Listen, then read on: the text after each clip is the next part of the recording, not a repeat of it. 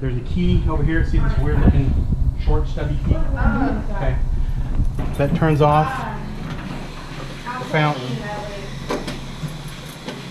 Okay, and the light goes out. And then what you're going to do is these things twist and then pull down. They can be a little stubborn because there's a seal. See, there's a little red seal in there. Pop those out like that.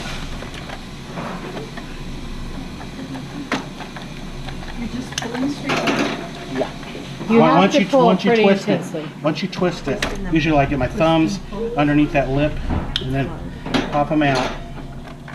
And the reason, well, there's a couple of reasons. One, you want things to be sanitary, and two, especially on chemical-based drinks like the Diet Pepsi and the Diet Dr. Pepper, the chemicals erode those seals and then they don't work.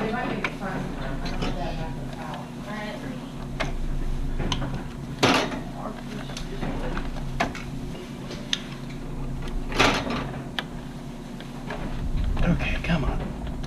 Oh, there we go. It was already turned. I turned it. I'm sorry. I was like, it won't go anywhere. Okay, so you pop all those suckers out.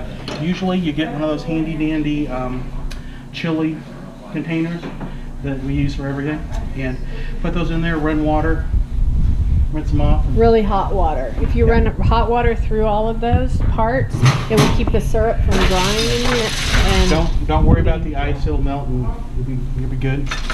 And you fill these up with ice. yes, in order for this whole thing to work, this has got to have ice in it because the not fermentation, the CO2 that's in there, it has to be served cold, or everything gets foamy and goes all over the place and doesn't work. So these have to have ice in them if you're going to run that.